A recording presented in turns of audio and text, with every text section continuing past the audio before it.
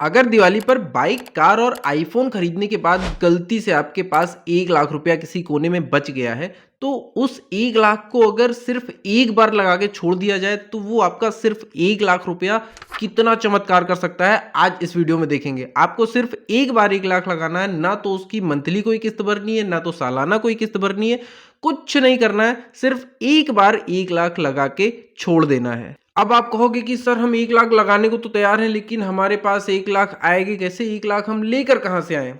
Actually होता क्या है कि जो आजकल के लोग हैं ना, वो दूसरों की लायबिलिटीज़ को देख के इंस्पायर होते हैं। दूसरों की लग्ज़री कार को देख के इंस्पायर हो जाएँगे, दूसरों की लग्ज़री जूते देख के, दूसरों की लग्ज़री घड़ी देख के, दूसरों के आईफ़ोन को देख के इंस्पायर होते हैं। और पहले तो जब ये इंस्पायर होते हैं दूसरों की लायबिलिटी को देख के, तो जाके लायबिलिटीज़ पे पैसे खर्च करते हैं और उसके बाद फिर बाद में पछताते रहते हैं। और ये जो आप लोग सोशल मीडिया इन्फ्लुएंसर्स को देख के, उनकी लाइफ़स्टाइल को देख के, उनकी लग्ज़री कारों को देख के उनकी तरह बनने निकल पड़ते हो ना, तो मैं आपको एक सच्चाई बता देता हूँ कि इनके ज़्यादातर चीज़ें जो है ना, वो रेंट पर होती हैं। जो ये लग्ज़री कार्स लेके आते हैं ना, वो रेंट पे लेके आते हैं वीडियो बनाने के लिए। बाकी इनके पास इतनी सारी कारें होते नहीं हैं। लेकिन आप क्या करते हो कि उनकी लग्ज़री कार देखते हो और उनकी तरह लाइफ़स्टाइल बनाने के लिए निकल पड़ते हो। चलो मान लिया कि आपने खूब सारी मेहनत करके 50 लाख की वेल्थ बनाई और उससे जाके एक 50 लाख की लग्ज़री कार खरीदी।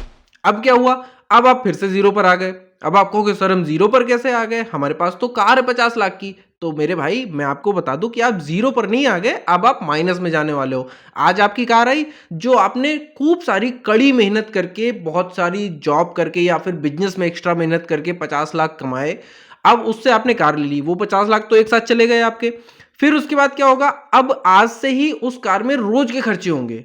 रोज़ उसमें डीज़ल या पेट्रोल लगेगा।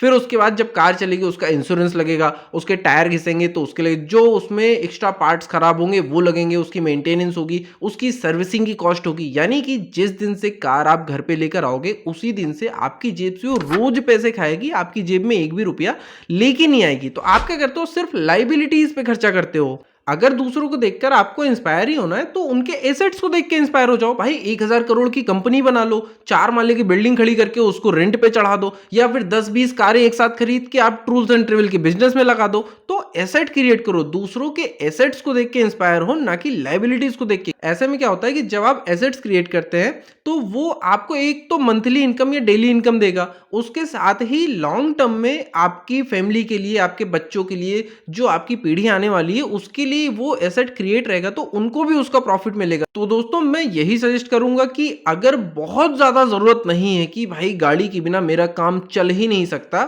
तभी जाके गाड़ी लो। अगर सिर्फ टशनबाजी के लिए ले रहे हो, भौकाल टाइट करने के लिए ले रहे हो, इसलिए ले रहे हो कि यार मैं अगर एक बड़ी गाड़ी ले लूंगा, टू व्हीलर बुलेट ले लूंगा या फिर निंजा ले लूंगा तो मेरे दोस्त और ज़्यादा बढ़ जाएंगे, बन जाएंगे, तो भाई इसके लिए बिल्कुल मत लो, उसके लिए उसको पोस्टपोन कर दो। एक चीज़ हमेशा याद रखिए कि अगर लाइबिलिटीज़ पर आप आज खर्च करने वाले हैं तो उसको कल पर टालते जाइए, और जितना टाल सकते हैं उतना टालते जाइए। महीने, 2 महीने, 6 महीने, साल, 2 साल, 5 साल आपके मतलब बस में है अगर इसको टालना तो इसको आप टालते जाइए। लेकिन एसेट्स अगर आप कल, परसों, अगले हफ्ते या अगले महीने बनाना चाहते हैं तो उसको आज से शुरू करिए। जितना प्रीपोन्ड कर सकते हैं पहले उसको शुरू कर सकते हैं बनाना, उतना पहले से ही आप एसेट्स बनाना शुरू कर दीजिए। ऐसा क्यों? इसकी एक वजह और सुन लीजिए। क्योंकि जब आप लाइबिलिटी पर पैसे खर्च करते हैं तो ये आपको टेंशन देता है, आपके दिमाग पर एक स्ट्रेस बढ़ाता है। क्योंकि जब आप लाइबिलिटीज पर खर्च करते हैं तो एक बार खर्च नहीं होता है, वो आपका रोज खर्चा लेता है, वो आपके जेब से पैसे खींचता है, बाहर लेके जाता है और आपकी वेल्थ कम होती है। इससे आपको टेंशन होती है, आपका स्ट्रेस बढ़ता है, आपको कमाने के लिए और ज़्यादा मेहनत करनी पड़ती है, और फिर आपकी एज बढ़ते बढ़ते आपकी कैपेसिटी भी काम करने की थोड़ी कम होती है। तो इसलिए जब आपके पास एसेट्स होगा तो आप टेंशन फ्री रहेंगे, आप खुश रहेंगे। एसेट्स आपको ढेर सारी खुशियां देता है, आपको ही नहीं आपके परिवार को, और आपके आने वाली पीढ़ी के लिए भी वो बहुत ही फायदेमंद वेल्थ होती है। तो इसलिए एसेट्स क्रिएट करने पर ध्यान दीजिए। और जैसा कि आज की वीडियो का टॉपिक ये है कि अगर आपके पास 1 लाख रुपए हैं तो उसको कहाँ इन्वेस्ट करें कि ये बाद में बहुत सारा पैसा बन जाए, ढेर सारा रिटर्न दे सके। क्योंकि ये भी एक एसेट ही है, जो भी आप इन्वेस्ट करते हैं, चाहे वो स्टॉक में हो, शेयर मार्केट में हो, म्यूचुअल फंड में हो, एफडी में हो या कुछ भी हो, वो भी एक एसेट ही होता है। एसेट का मतलब ये होता है कि जो रोज आपके जेब में पैसे लाए, यानी कि हम कहीं पैसे इन्वेस्ट कर रहे हैं तो वो बढ़ता जाए। ये नहीं कि एक जगह रख दिया तो बस वो रखा है उतना ही है, तो ऐसा नहीं। जहां इन्वेस्ट करें वहां इंक्रीज होता रहे, वो उसकी वेल्थ बढ़ती चली जाए। क्योंकि अगर आप सोचो कि मैं एसेट में बिल्डिंग बना के उसको रेंट पे चढ़ाऊंगा, तो बिल्डिंग बनाने के लिए भी आपको ढेर सारी वेल्थ चाहिए। उस बिल्डिंग के लिए सबसे पहले आपको जमीन चाहिए। मान लीजिए जमीन आपके पास है, तो बिल्डिंग बनाने का खर्चा तो चाहिए ही, जो कि बहुत बड़ा होता है। अगर आपको टूल्स एंड ट्रेवल्स की कंपनी खोलनी है, तो उसके लिए भी आपको 10 15 20 कारें अगर लेनी है, या खुद की 4 5 कारें, या एक कार भी लेके उसको रेंट पे चलाना है, तो उसके लिए भी आपको बड़ा खर्चा चाहिए। लेकिन अगर आपके पास सिर्फ 1 लाख रुपए हैं, आपके पास बहुत ज्यादा पैसे नहीं है, तो आपको भी टेंशन लेने की जरूरत नहीं है। आप भी ढेर सारी वेल्थ बना सकते हो। ये 1 लाख रुपए आपके कैसे मैजिकल चीजें करने वाले हैं, कैसे चमत्कार करने वाले हैं, इसीलिए मैं ये वीडियो बना रहा हूं। और ये आपको प्रूफ के साथ दिखाऊंगा कि ये सिर्फ 1 लाख रुपए कितने दम रखते हैं, कितनी पावर रखते हैं। तो चलिए वीडियो को शुरू करते हैं, क्योंकि जानकारी जरूरी है। तो चलिए मान लेते हैं कि हमारे पास 1 लाख रुपए है। कहां से आया है अब दोबारा मत पूछना, नहीं है तो लेके आओ। 1 लाख कोई बहुत बड़ा अमाउंट नहीं होता है, कोई भी इसको इकट्ठा कर सकता है। मैं कहता हूं चलो 1 महीने में नहीं कर पा रहे, साल भर में इकट्ठा कर लो, थोड़ा थोड़ा करके 1.5 साल में कर लो। मैं कह रहा हूं 2 साल में इकट्ठा कर लो, अगर बहुत ही कम बजट है आपका तो। ऐसा नहीं है, 1 लाख रुपए कोई भी इकट्ठा कर सकता है। थोड़ा थोड़ा अमाउंट भी इकट्ठा करोगे तो 1 लाख इकट्ठा हो जाएगा। अब हम इसको 23 साल के लिए इन्वेस्ट करेंगे, जहां भी इन्वेस्ट करेंगे, और 23 साल का कैलकुलेशन करेंगे। 23 साल ही क्यों कह रहा हूं मैं, ये मैं आपको बताऊंगा आगे कि 23 साल ही क्यों रखा है मैंने, कम या ज्यादा क्यों नहीं रखा है। अब कुछ लोग ऐसे भी होंगे कि यार 23 साल में कौन जिंदा रहेगा, 23 साल तक कौन इंतजार करेगा। तो भाई अगर 23 साल तक इंतजार नहीं हो पा रहा ना, तुम सड़ोगे। पता है तुम्हारी जिंदगी बद से बदतर होगी। तुम्हें बुढ़ापे तक काम करते रहना पड़ेगा, और बुढ़ापे में यह सोचना पड़ेगा कि तुमको खर्चे के लिए कोई पैसे भेज दे, कोई पैसे दे दे कि तुम्हें घूमने जाना है, कोई पैसे दे दे कि तुम्हें बाजार से सब्जी ले आनी है। हर एक चीज के लिए पता है ना तुम गिड़गिड़ाने वाले हो। तो अगर ये किसी का सवाल है और उसके मन में ये डाउट है कि 23 साल तक हम इंतजार नहीं कर सकते, तो फुर्सत में ही वीडियो से निकल लो, कोई जरूरत नहीं इस वीडियो को देखने की। और फिर आप अपने 1 लाख को लेके जाओगे कहां, मुझे ये बता दो। आप 1 लाख को लेके जाओगे, आप या तो बाइक खरीद लोगे, ठीक है, वो बाइक कितने दिन चलेगी, वो खत्म हो जाएगी। जिस दिन से आपके पास आएगी वो बाइक, उस दिन से आपका खर्चा शुरू करवा देगी, वो और पैसे खर्च कराएगी। आप लेके जाओगे उसको कहां, अपने अकाउंट में डाल दोगे। अकाउंट में डालने के बाद मैं गारंटी दे रहा हूं, आप 6 महीने भी उसको अकाउंट में बचा के नहीं रख सकते। शर्त लगा लो मुझसे, लिख के मैं दे सकता हूं आपको कि आप 6 महीने भी उसको अपने अकाउंट में नहीं रख सकते। क्योंकि अकाउंट में जब रखोगे ना, तो मैं बता रहा हूं, आप अपने दोस्तों के साथ ना पार्टियों में खर्च कर दोगे उसको, यहां वहां उल्टे सीधे कामों में खर्च कर दोगे। रोज 200 300 खर्च करोगे और सोचोगे कि यार सिर्फ 200 ही तो खर्च कर रहा हूं। लेकिन 2 3 महीने बाद जब देखोगे ना, तो वो आधे हो चुके होंगे, और 6 महीने बाद जीरो हो चुका होगा। 1 लाख खत्म हो गए, कुछ बड़े नहीं, कोई फायदा हुआ नहीं हुआ। 23 साल में इसलिए कह रहा हूं क्योंकि जब आप मान लो 20 22 साल या 25 साल से भी इन्वेस्ट करना शुरू कर देते हो, मान लो आपको 20 22 साल में कहीं से गिफ्ट मिल गया, या थोड़े बहुत पैसे कहीं से भी आ गए, कैसे आए कोई फर्क नहीं पड़ता, लेकिन 1 लाख रुपए आपके पास आ गए, आपने एक बार लगा के छोड़ दिए। अब अगर 23 साल आप जोड़ोगे, ठीक है, 25 साल के बाद भी जोड़ोगे, तो 50 52 साल में आप क्या होगा कि आप जब 50 साल के होगे, बहुत ज़्यादा एज नहीं होती है, लेकिन एक रिटायरमेंट एज तक हो जाती है। वैसे तो नॉर्मली जो गवर्नमेंट रिटायरमेंट की एज है वो 60 साल है, कहीं कहीं 65 साल है। लेकिन जब आप मान लीजिए 50 साल में होते हो, तो 50 साल में आपके पास इतनी वेल्थ होगी कि आपको कुछ और सोचने की जरूरत ही नहीं है, टेंशन लेने की, स्ट्रेस की जरूरत ही नहीं है। नहीं तो पता चला पूरी जिंदगी टेंशन में बिता दी रोते रोते, और बुढ़ापे में भी आप टेंशन में ही बैठे हुए हो कि यार अब क्या होगा। तो पूरी जिंदगी टेंशन में बिताने से अच्छा है ना कि 1 लाख कहीं इन्वेस्ट कर दो। तो इसलिए सीखो, क्योंकि जो पैसा होता है ना, जो असली वेल्थ होती है ना, वो लॉन्ग टर्म में ही बनती है। कोई भी शॉर्टकट चीजें नहीं होती हैं। या फिर आप डकैती जाके डाल सकते हो कहीं पे कि हाँ एक साथ बैग भर के पैसे ले आओ, लेकिन उसकी भी कोई गारंटी नहीं है, फिर पुलिस पकड़ के ले जाएगी, आगे की जिंदगी आपकी जेल में बीतने वाली है। तो वो भी सक्सेस चीजें नहीं है, तो ऐसा नहीं करना चाहिए। तो इसलिए इन्वेस्ट करो लॉन्ग टर्म के लिए। तो हम लॉन्ग टर्म की बात करेंगे। तो सबसे पहले हम ले लेते हैं 6.5%। अब 6.5% ही क्यों, क्योंकि बहुत सारी जो गवर्नमेंट की पॉलिसीज होती हैं, और जो LIC की बहुत सारी पॉलिसीज होती हैं, यूलिप की ढेर सारी पॉलिसीज हैं, जिसमें 6.5% तक का रिटर्न मिलता है। अब इसमें इतना कम रिटर्न क्यों मिलता है? कई सारी पॉलिसीज तो ऐसी हैं जिसमें 4-5% का रिटर्न भी मिलता है। ऐसा क्यों होता है? क्योंकि ये पॉलिसीज में 2-3 चीजें ऐड होती हैं, क्योंकि इसमें इंश्योरेंस भी कभी कभी इंक्लूड होता है, और इंश्योरेंस प्लस इन्वेस्टमेंट दोनों चीज़ें होती हैं, तो इसलिए इसमें रिटर्न कम ही होता है। अब इंश्योरेंस प्लस इन्वेस्टमेंट सुनने में तो बहुत अच्छा लगता है, लेकिन ये कैसे आपको हार्मफुल होता है, ये मैं इस वीडियो में तो नहीं बताऊंगा, क्योंकि एक बहुत ही लंबा टॉपिक है डिस्कशन का। अगर आपको इसके लिए वीडियो चाहिए तो आप कमेंट बॉक्स में इंश्योरेंस प्लस इन्वेस्टमेंट लिख के डालिएगा, मैं इस पर भी एक डिटेल वीडियो लेके आऊँगा। तो अगर हम 1 लाख रुपए को 23 साल के लिए इन्वेस्ट करते हैं और उस पर हमें 6.5% का सालाना रिटर्न मिलता है, तो 23 साल के बाद हमारे पास 4,25,000 रुपये हो जाएंगे। सोचिए, आपके पैसे 4 गुना हो जाएंगे, लेकिन ये 23 साल बाद होंगे 1 लाख, तो यार वो 4,25,000 किस काम के, क्योंकि तब तो इन्फ्लेशन भी इतना बढ़ चुका होगा। लेकिन जब एजेंट आपको ये पॉलिसीज बेचता है तो वो आपको क्या कहता है कि आपको भैया 4 गुना पैसे मिलेंगे, 4 गुना, आप 1 लाख लगाओ 4 लाख मिलेंगे। आप क्या कहते हो, वाह यार 4 गुना मिलेंगे, लेकिन कितने साल में मिलेंगे भाई? उस चीज पे वो जोर ही नहीं देगा, उस चीज पे बात ही नहीं करेगा आपसे। वो सिर्फ आपको एक चीज पे कंसंट्रेट करवाएगा और बार बार करवाएगा कि आपको 4 गुना पैसे मिलने वाले हैं। इसके बाद अगर हम अपने 1 लाख रुपए को पीपीएफ में डाल देते हैं या फिर पोस्ट ऑफिस की किसी स्कीम में डाल देते हैं, तो इसमें हमें लगभग 7.5% का सालाना रिटर्न मिलता है।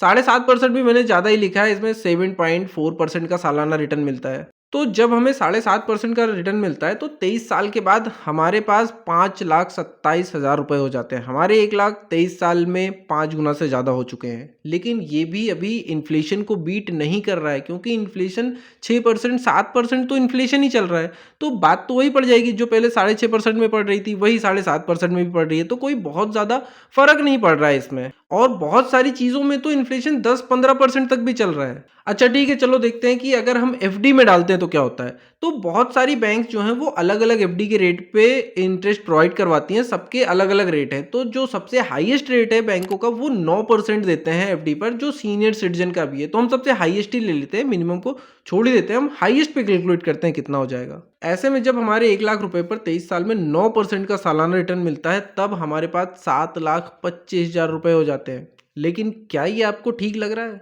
1 लाख रुपए 23 साल बाद 7.5 लाख हो रहे हैं। कोई बहुत ज्यादा डिफरेंस नहीं दिख रहा ना इसमें? कोई बात नहीं, आगे देखते हैं। अब हम क्या करते हैं कि इसी 1 लाख रुपए को म्यूचुअल फंड में डाल के देखते हैं। तो म्यूचुअल फंड में क्या होता है कि जो म्यूचुअल फंड लार्ज कैप होता है, लार्ज कैप में डालते हैं। लार्ज कैप क्योंकि सबसे सेफ माना जाता है। खैर सेफ तो कोई चीज़ नहीं होती है, क्योंकि ये शेयर मार्केट से कनेक्ट होता है। तो शेयर मार्केट जब ऊपर होता है तो ये और बढ़ जाता है, नीचे आता है तो नीचे जाता है। तो मार्केट कनेक्टेड होता है, तो गारंटी नहीं होती, लेकिन माना जाता है कि लार्ज कैप सेफ होता है। ये लगभग 15% का रिटर्न तो दे ही देता है।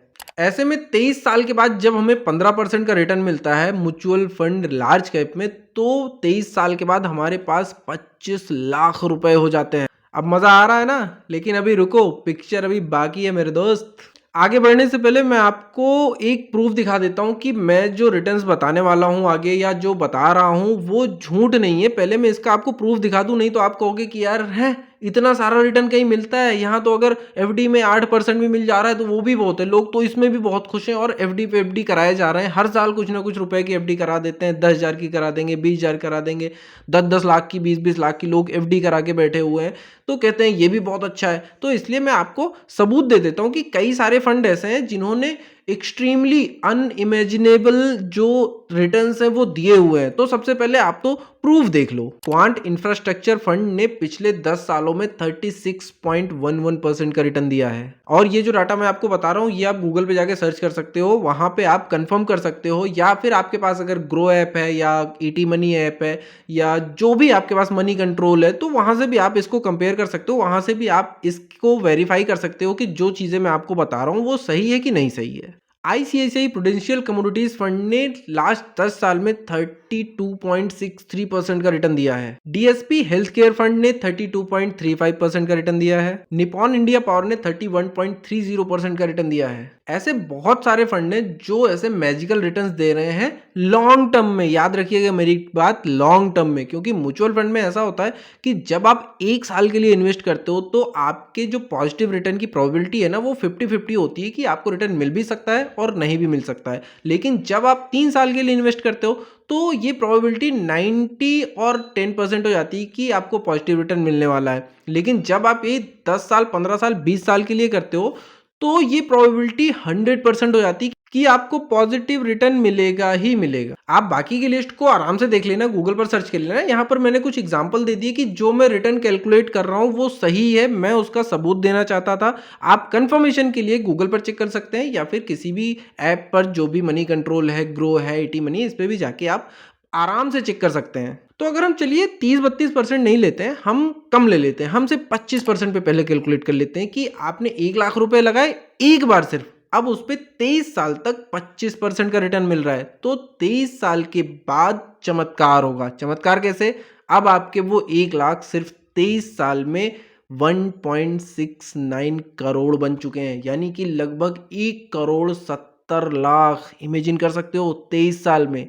क्या अगर आप अपने सेविंग में या आप अपने घर की अलमारी में या आप एफडी में पैसे लगा देते हो, तो क्या आप अपनी 23 साल में इसको इकट्ठा कर पाओगे? जो लोग कह रहे हैं कि यार 23 साल बहुत टाइम होता है, आप 60 साल नौकरी करो, 65 साल करो, या जो कर रहे हैं क्या वो इकट्ठा कर पाए हैं? आप अपने घर में देख लो, अपने रिश्तेदार में देख लो, अपने पड़ोसियों में देख लो। और मैंने तो आपको 30-32% तक का प्रूफ दिया अभी, और ऐसे एक फंड नहीं है, ऐसे लिस्ट है पूरी, बहुत सारे फंड है लाइन से। जब आप चेक करेंगे तो आपको दिखेगा वो। तो जब आप ऐसी चीजों में इन्वेस्ट करते हैं तो आपका फंड बहुत सारा बन जाता है। ये है लॉन्ग टर्म इन्वेस्टमेंट की पावर। अच्छा, एक बार इसको 30% करके देख लेते हैं। ज्यादा नहीं करते हैं क्योंकि रिटर्न तो 35% का भी आया हुआ है, लेकिन इसको 30% पे एक बार करके देख लेते हैं कि जब हम सिर्फ एक बार 1 लाख लगा के छोड़ देते हैं, जो कि हमारे पास कहीं से भी आया हो। पहले भी मैंने बताया कि 1 लाख लेके आओ, नहीं है तो ले आओ। और इस कैलकुलेशन को देखने के बाद तो गारंटी कह रहा हूं कि आप तो 1 लाख ले ही आओगे, चाहे कहीं से लेके आओ। अब जब हमें 30% का रिटर्न मिलता है, तब देखिए क्या चमत्कार होता है। 23 साल में हमारे पास 4 करोड़ रुपए हो जाएंगे। 1 लाख रुपए 4 करोड़ हो गए सिर्फ कितने सालों में? 23 सालों में। इसे कहते हैं चमत्कार, और किसी चमत्कार से कम नहीं है।